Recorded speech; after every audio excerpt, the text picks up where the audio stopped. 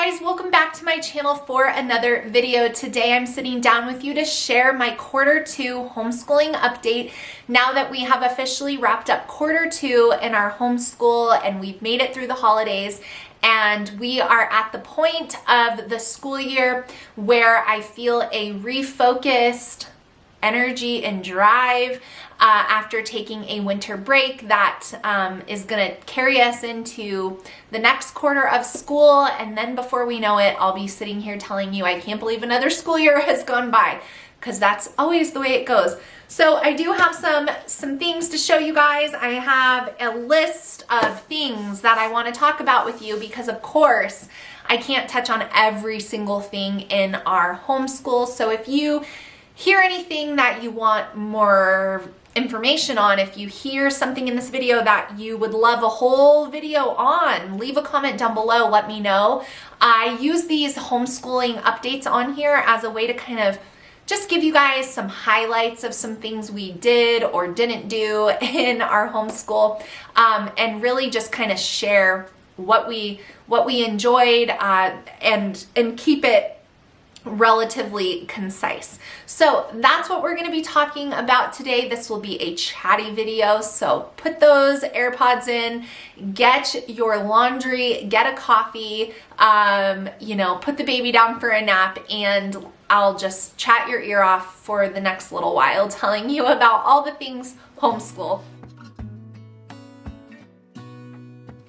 All right, so I always really try to stay away from restating things that I've said, quite honestly, a million times over for the last 6 years.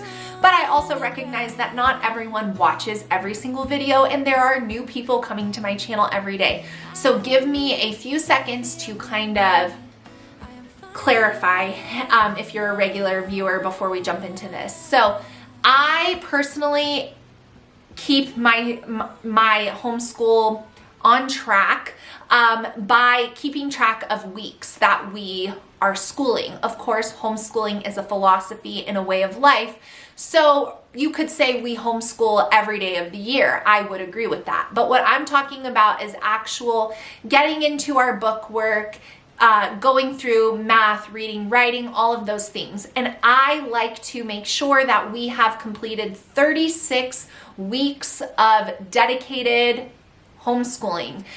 So we were on Christmas break most recently, and we did crafts and we did baking, but we weren't doing math, reading, writing, any of those things. So did I count those towards the 36 weeks? I do not. But, that's just the way that I like to do things. So 36 weeks broken up into 4 quarters is 9 weeks in each quarter to equal our homeschool year. Okay, so now you understand the way that I do things. So we just finished quarter 2 in our homeschool, and from quarter 1 to quarter 2 is always a little bit longer of a time period when it comes to months because of breaks and because of holidays. So we started quarter 2 back in October, and we finished it up before winter break. So the week of leading to Christmas, we finished quarter 2 that week. So October to December was the time frame for this quarter 2. In quarter 2, the science unit that we finished with my younger 2 kids who are in the 7th and 5th grade loosely was paleontology from The Good and the Beautiful. And we loved that unit. There were so many fun activities in that unit that were also very, very simple because I don't like complicated science stuff. And there's just endless amounts of information on dinosaurs. And then that, even though this part wasn't included in the Good and the Beautiful's unit because they leave worldview and that open-ended with that topic for you as the parent to decide if you're going to approach it from a new earth or an old earth, or whatever your family believes, they leave that to you. So the paleontology unit led to many topics on Christian apologetics of different ages of the earth and theories around dinosaurs and all of that. So it was a very full and rich science unit that led us down many rabbit trails, and my kids just really loved it, as did I. I learned many new things as we dove into that. So we really enjoyed it. And of course, there's so many field trip opportunities to do things with dinosaurs. We actually drove out of state in Q2 to go and visit an actual site where they have made many dinosaur discoveries there. And you know, anytime we go into any museum like that, you know, it's all you know, from a secular perspective. And so again, my kids being able to read and challenge things and ask questions and all of that, it's all very fruitful. I welcome their knowledge of what other people think, because then it, you know, they're prepared to defend, which is the definition of apologetics, is having a reason for what you believe and being able to state it. And so I don't shy away from visiting those places. Even with my younger kids, we welcome it. So it was very fun to go and see the dinosaurs nonetheless. We just do the adjusting on some things, and that was really fun. After we finished up dinos, paleontology, the more scientific term, in our homeschool, I did not start another science unit because I knew that I wanted to wrap up a lot of things as we took our Christmas and winter break, and I didn't want to just start 1 or 2 lessons on our next science unit. So I'm actually going to be filming another video because I'm not sure which science unit I want to do.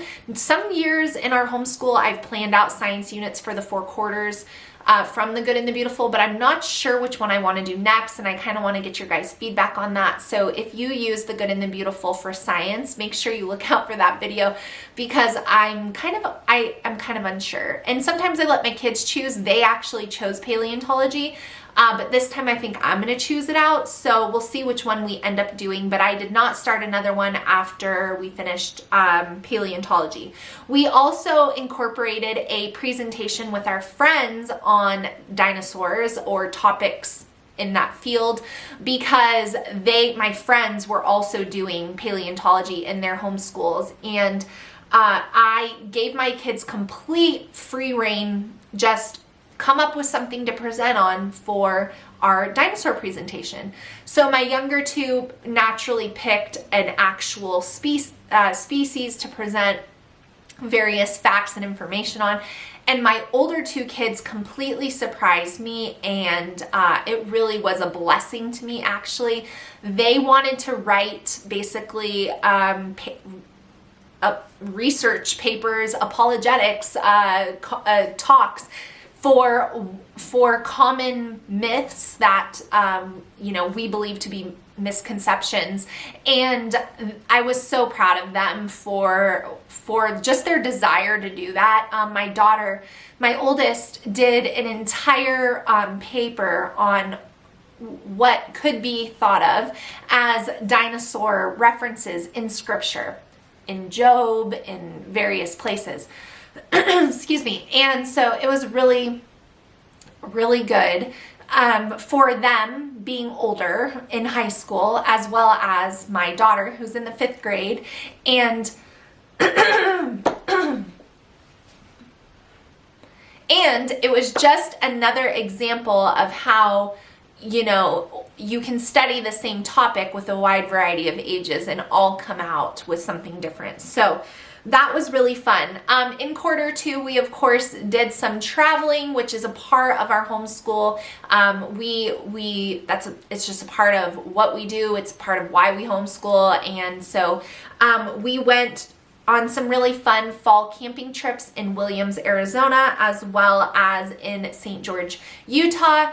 And we also traveled back to Michigan for a family trip, which was really fun to see my grandma and spend some time out there before Christmas. And so those were kind of our travels during the Q2. that we really enjoyed. We also, I realized, did a lot of enjoying of the arts, which again, this all takes place after school hours, but it's a part of our family's lifestyle in homeschooling. So we went to several plays and performances with various orchestras and performers, dancers, and we saw a lot of shows and performances. Even my kids and Jake were saying, like, wow, we've seen a lot of performances lately, and I didn't mean for that to happen, but it turns out we actually did. We went and saw Mary Poppins the musical at Tuacahn, which was amazing and so much fun. We went and saw The Glory of Christmas in Michigan when we were visiting, which if you're from Michigan, you know all about that. If you're not, find it on YouTube and make sure you watch till the second half, because the first half is like worldly Christmas and then it transitions into biblical Christmas. The performers were unreal, and it was all local Michigan talent, which is amazing. So we saw that.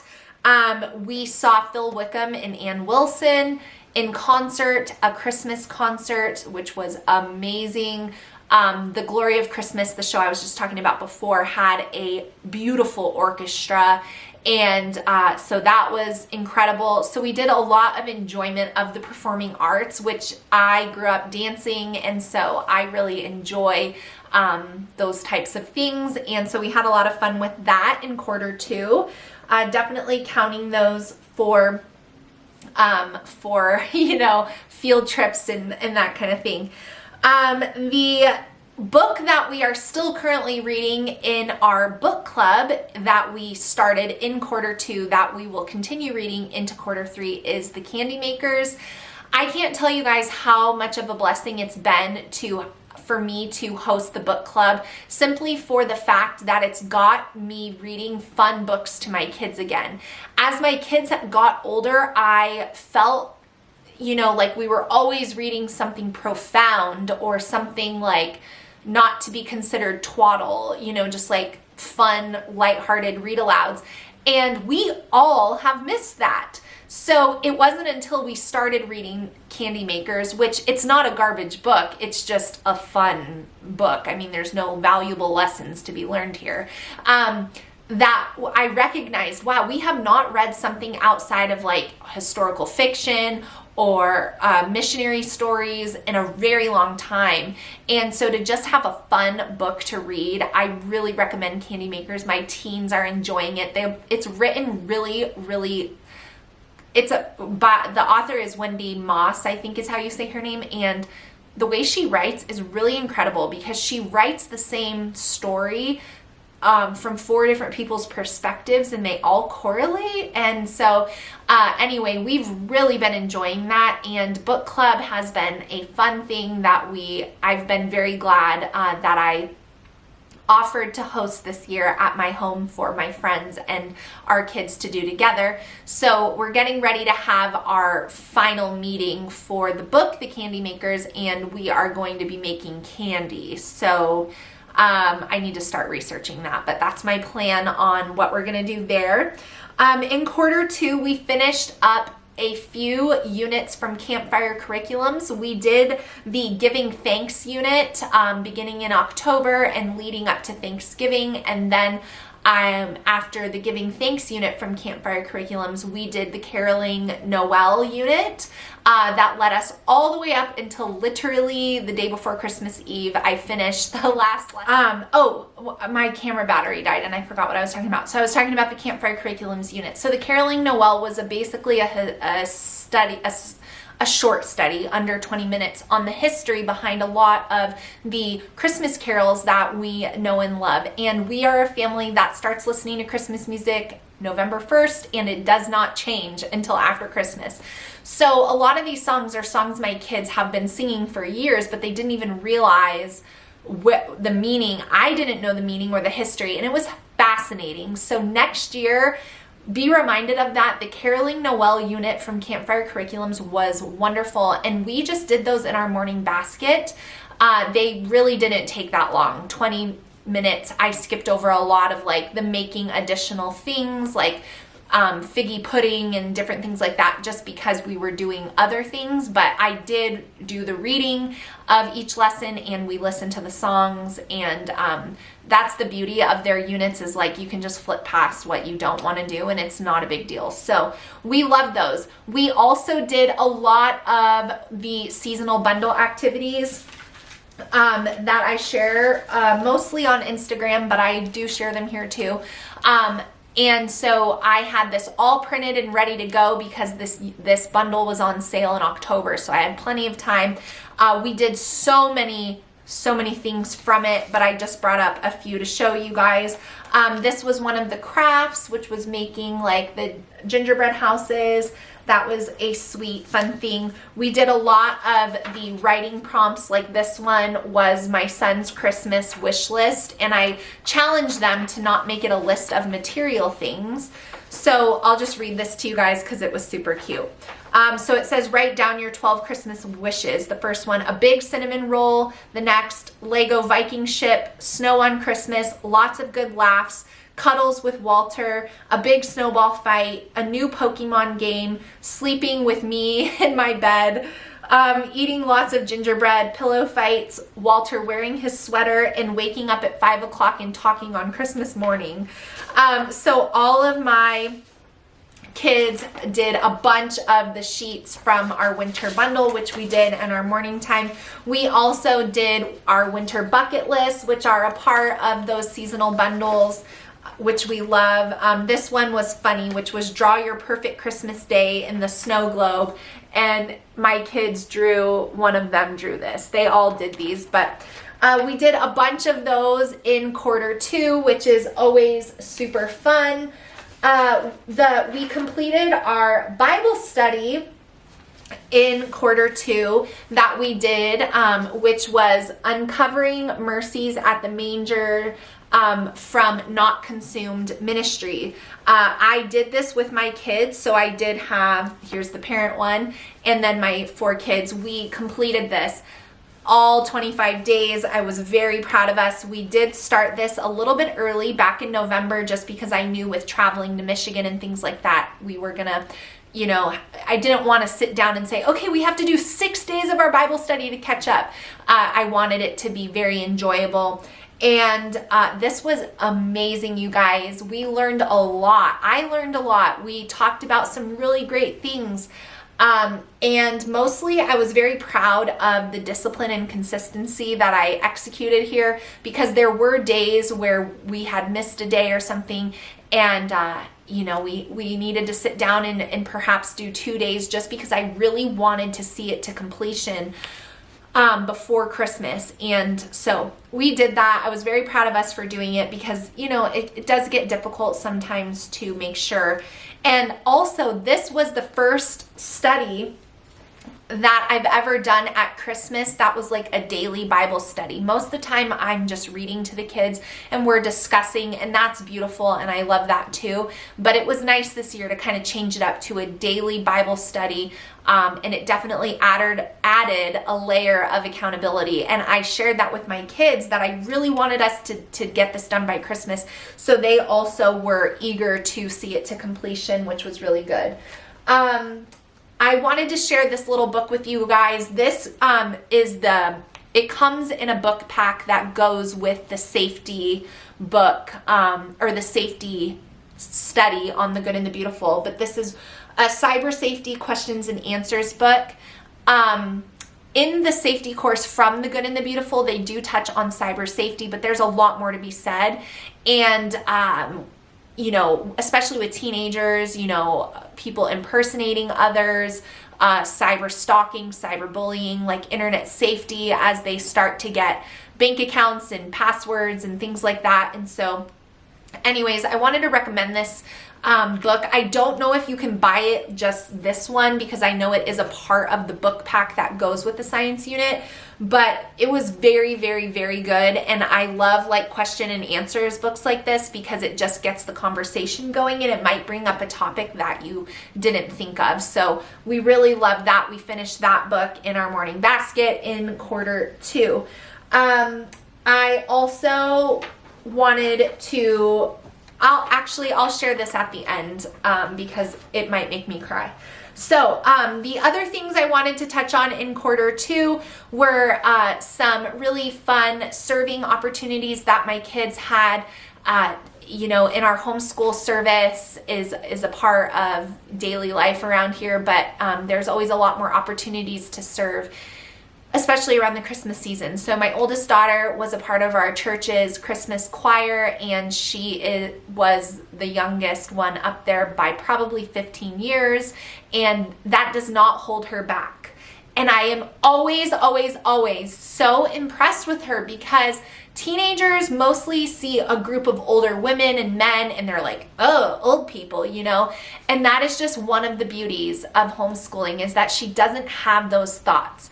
So she wanted to dedicate her time to that, and we supported her. So she sang in the Christmas choir, which is always so emotional for me, especially on Christmas. And then looking at her singing, praising God on the stage, it's just like, oh my gosh, I come undone at the thought of it.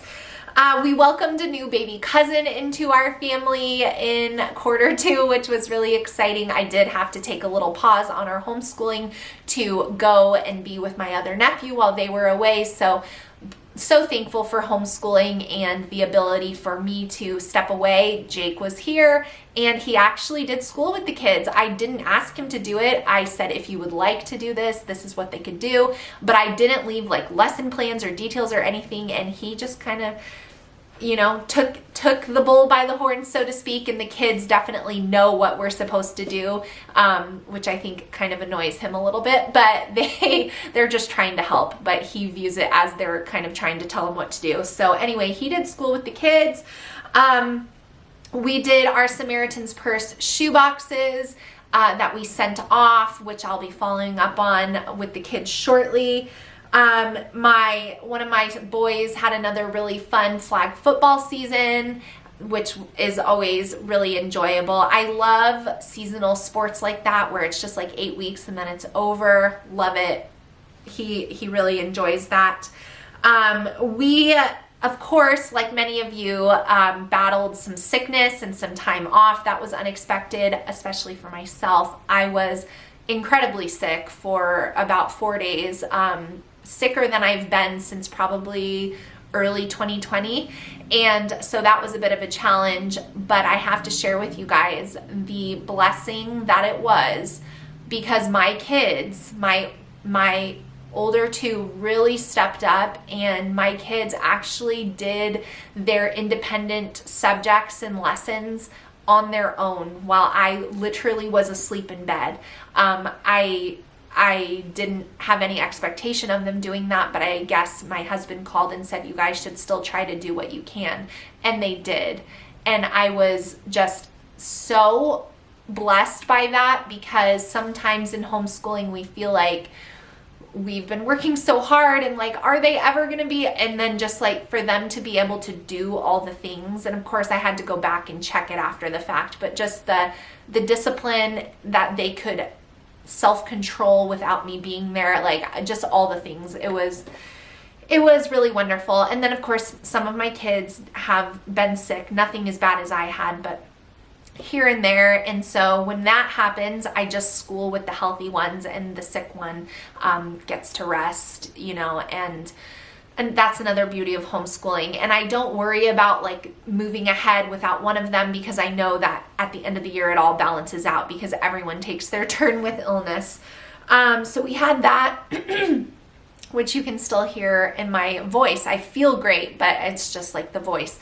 And then the last thing about quarter 2 that I want to share with you guys is in my daughter's Language Arts 5 course from The Good and the Beautiful. One of her assignments was to write a hymn herself.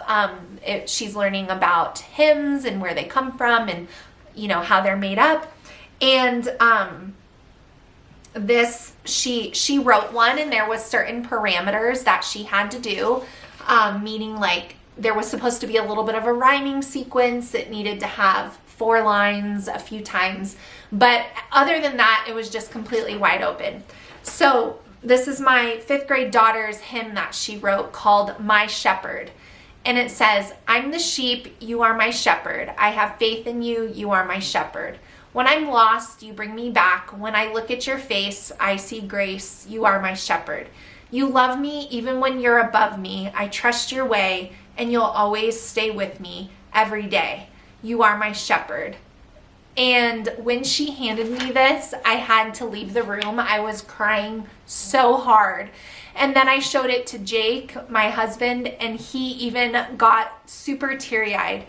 And so I'm going to save this forever because this is from the revised Language Arts 5, so my other kids never did this. So when she handed me this, it was another one of those moments where God, oh my gosh, my voice, where God gives you some fruit to keep you going. And that is true in my homeschooling journey for all of these years. God has never given me the full picture of what I'm doing and the work that I'm doing and how it's going to play out. And quite honestly, sometimes it can be, I can start doubting, I can wonder, like, is it really going to make that big of an impact or a difference, or should I have done this more or less of this? You know, we all fall into that in some capacity. But every time I really feel like I need a boost in my sales, the Lord provides something like this coming from the hands of my 10-year-old. And it just is God giving me a wink saying, are you doubting what you're doing? Do you think she would be writing this if she was sitting in a public school classroom? Would this be what her writing assignment is on? Absolutely not. And so it blessed me. I can't even tell you guys. So that is my rambling for Q2. I hope you guys enjoyed hearing the update. My voice is getting exhausted, so I'm gonna go. But if you have any questions about anything, post them down below. I will get back to you. If there's anything you want more information on, let me know. And if you have any specific videos on homeschooling content that you want to see, let me know. Thank you so much for being here. Give me a thumbs up before you go. It's a free way to support my channel, and it keeps me coming back, sharing updates with you guys. And I will see you all again really soon. Bye, friends.